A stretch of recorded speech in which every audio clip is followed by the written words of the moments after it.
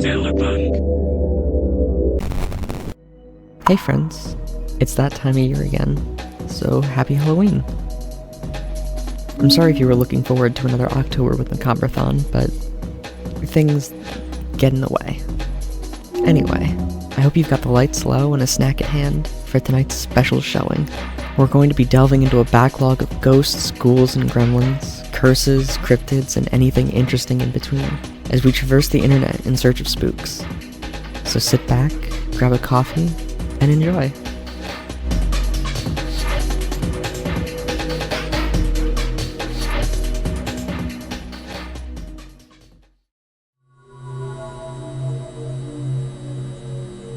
This video follows two individuals in the woods surrounding the town of Spain. But in actuality, this is not where our story begins. So strap in, this one's a rabbit hole. We'll begin with the website associated with the investigators in the video, fallenangel.awardspace.com. The site has been down for a few years now, but the Wayback Machine allows us to view it as it was.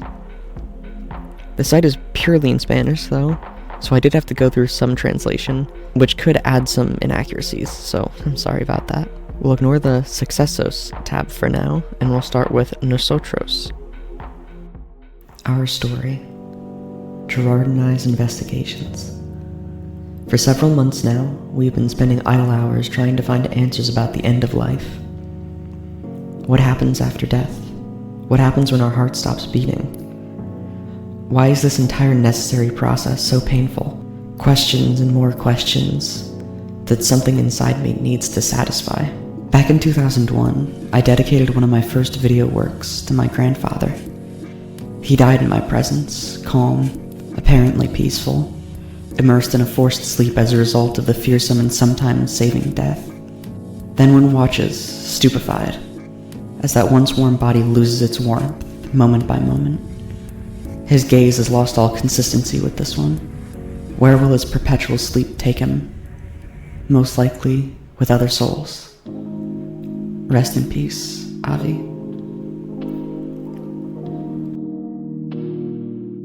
My interest in the paranormal led me to become interested in everything related to transcommunication, the name given to communication on a different plane of existence.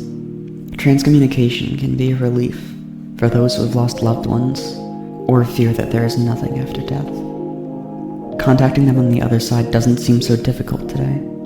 Technology offers us a unique opportunity, a small gap to learn what lies beyond death. One needs few means to achieve this. In the case of psychoimaging, just a video camera connected to a television, and a lot of patience can be found. I decided to start trying this technique at the beginning of this year, not convinced of obtaining results, but full of expectations, and the vocation of a researcher. I never would have imagined what happened next. So we now have a small idea of what this is all about. Our narrator and his friend Gerard are believers in the paranormal, specifically something they call transcommunication and psychoimagery. We can click through some images and videos of supposed figures captured with this technique, and we can see videos that have only partially been archived.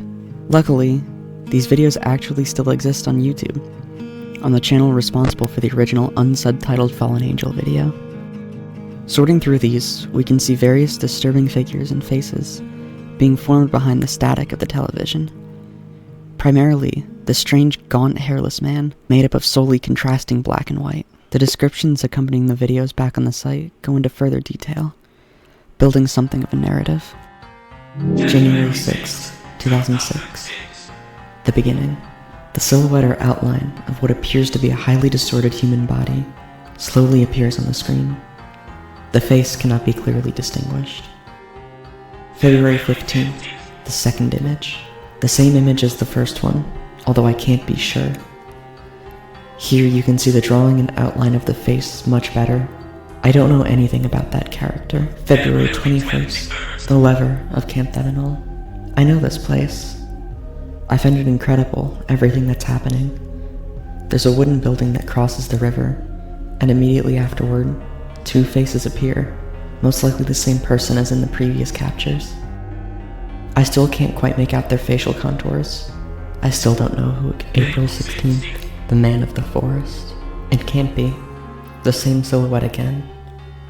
I still have doubts, but it looks like a man to me. He seems very thin and with white skin, tall and with a serious expression. I don't know him at all. We're stunned, freaking out. The panic syndrome is evident in our eyes. The man seems to be floating in a very diffuse landscape. We're starting to believe in the idea of transcommunication. Could it be possible that someone is trying to communicate with us? It's scary. May 5th, the winged man. This isn't normal. My obsession is such that I'm starting to see you at night. Who could it be? Why does he appear to me? What does he want to tell me? His face appears a couple of times. The second time it seems quite clear, unlike the previous times.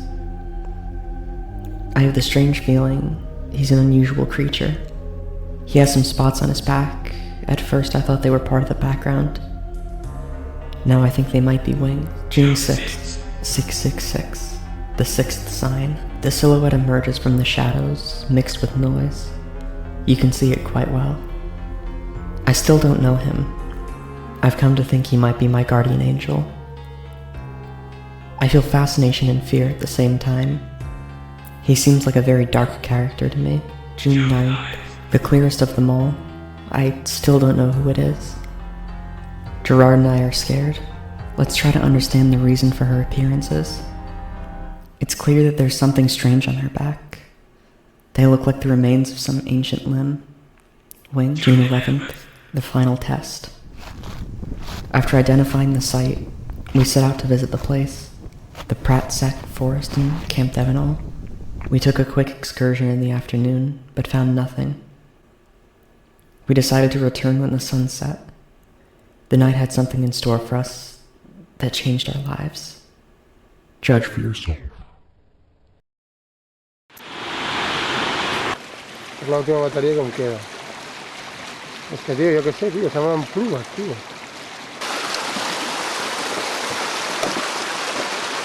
¿No es o no?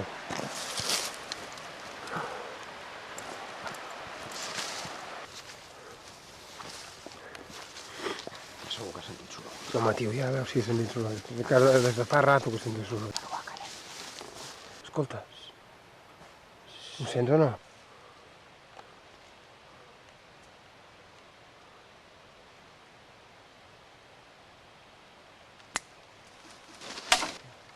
Puta, tio! Ei, va, corre, hòstia, va! Here's our fallen angel in question. The same figure that's been haunting the narrator in the psychoimagery, missing its wings and stranded in the woods. This video was created very early on in YouTube's life, 3 years even before No Through Road, which last year I used as an early example of analog horror on the platform. To me, the strangest thing about this video has to be what's come after it though. Don't get me wrong, the video is creepy and definitely strange, but the internet is no stranger to people making one-off horror projects like this. But I've seen repeated many times that this video has been debunked by the people who made it, claiming to be a clothing advertisement or something of the like. There are two issues with this. The site I've been referencing has nothing on it linking to anything you can purchase, and I don't know about you, but this video doesn't feel like it's selling me anything besides a new pair of pants. Second, apparently a lot of information about this has been removed from the internet. One page I was able to find an archive of, that's similarly high quality to the main site, supposedly shows more and a making of video. But this, and all of the other videos, don't play back, and I couldn't find an archive of them. It's all very strange. Now, to be clear, I'm not saying this video is real and proof of a fallen angel on Earth, but the story surrounding it feels unusual for things like this. So, I have some follow-up to go over here. After some further digging into this, I was able to find what I assumed to be the making of video I was searching for, and some more associated sites with dead links. The one I was able to find, which would have been the primary investigators, refuses to load, even through the web archive. The one thing I'm still very confused about is where the advertising is. Maybe, if you have the time to sort through some more Wayback captures, you'll be able to find more info, but I think this has to be the point that I put a pin in it and move on to the next topic.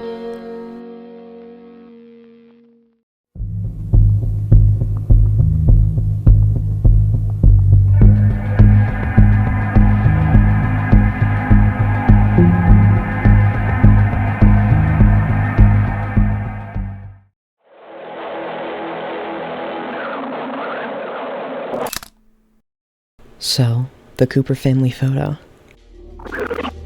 This strange picture has been circulated around the internet since sometime in the early 2000s. It garnered a pretty significant amount of attention from paranormal boards back in the day, and I'm sure a good amount of you remember seeing it at some point. I particularly remember this picture really sticking out from the other supposed paranormal images to me. There was just something very real and heavy about the body. The original story of this photo goes something like this.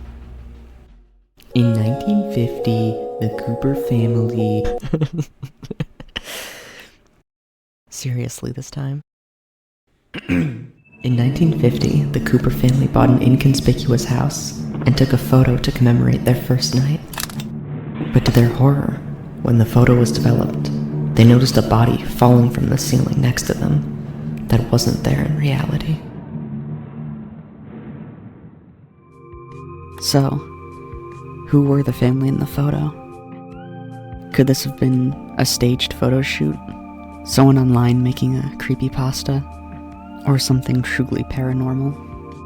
Was there even any truth to the story of the Cooper family? To find out, we have to go back one more time.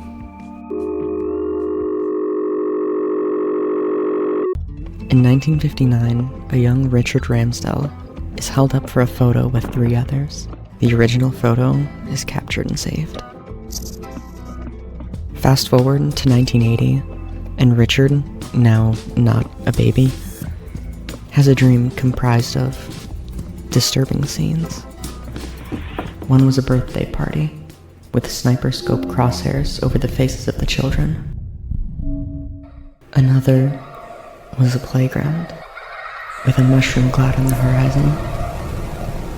This dream would inspire the young artist to search for old negatives of his family, and gathering a small collection, he began creating various composite photos. Quote, "The results were a series of images where people in ordinary situations, or seemingly oblivious to their looming fate, stood among the altered photos, laid one that was different." The image in question wouldn't only feature Richard as a child, but also as the body, as he stood posed in front of a projected slide of his original photo, flipped upside down to capture the scene. In 2015, after posting his collection online some years prior, Richard found his work spread across the internet and, for a while, he played along. He would continue on to release his book detailing the truth, and later, in May of 2019, post a small bit of information on his site. Eventually, in 2020, he would return to explain the story further, since then, speaking occasionally on the photo. In short, there was nothing paranormal here. Simply an inspired artist making something incredible. I would suggest, if you're interested, to consider getting his book on the topic, or watching Jeff Hewitt's documentary released only a few months back. That's all the time I have for this one, though.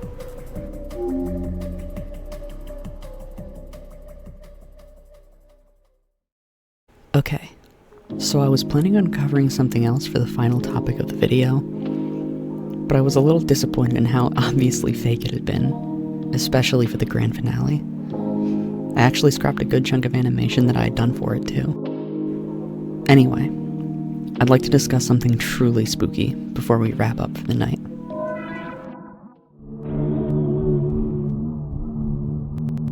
The primary video I want to cover here is one that has been debated for over a decade now. We'll get to it in a moment, but we of course need to set the stage and start at the beginning. In 2010, Sean Robinson took to YouTube to share a story of a supposed haunted painting in his possession. He claims the piece had been in his family for some time, and following the passing of his grandmother, it was left to him. He states in his first video that his grandmother reported seeing the figure of a man and hearing various ghostly noises while in possession of the painting. Mr. Robinson shares that the strange occurrences seem to follow the painting, claiming that now that it's in his home, the same is happening to him. Within this first video, all we have to go off of is the story and personal account of strange events, but we're already given a good amount of background information in it. I did dance around what the painting story is, though. It's a short, yet dark tale. The original artist is, as of yet, unidentified, but is said to have mixed his own blood into the oil used to put the face to canvas, and shortly following the painting's completion, allegedly took his own life. Although, I would like to clarify that the only source of this information is Robinson himself. So, to recap, we have a disturbing painting of a face in agony, reportedly painted in blood, and stories of it causing strange, unexplainable phenomenon. This sounds like a fairly standard random spooky post from the time period, right? Just missing the part where if I don't send the screenshot of the painting to 10 other people, the Anguished Man will get me. But our story doesn't end here. A few months later, Sean would return to share more of the painting. His plan in this next video is straightforward. He's to film the painting for 8 hours over the course of the next 3 days, in hopes of capturing undeniable evidence of the paranormal.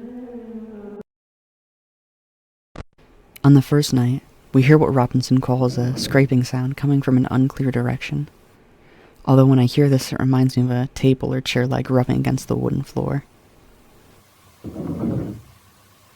The second night gives us a suspiciously updated camera angle, now including the door to the room, which inexplicably closes on its own, in standard ghost video fashion.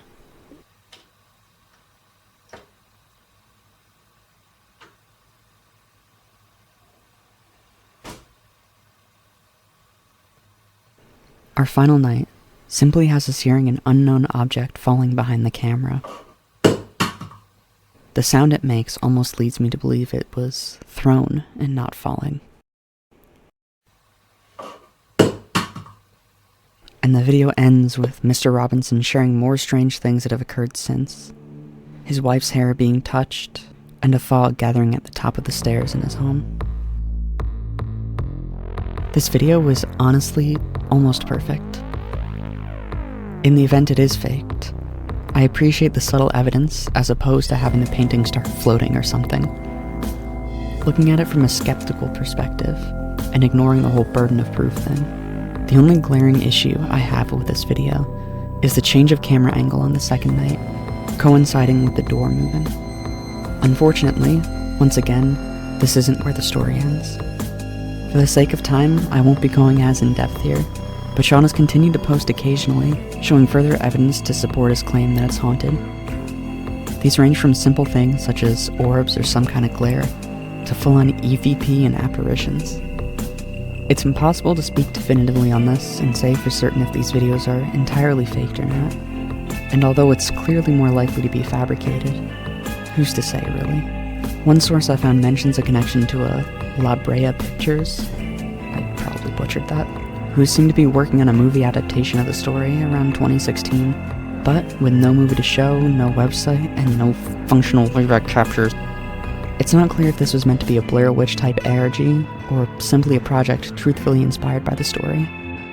I don't want to come off as overly skeptical, nor gullible, so why don't you let me know what you think down below.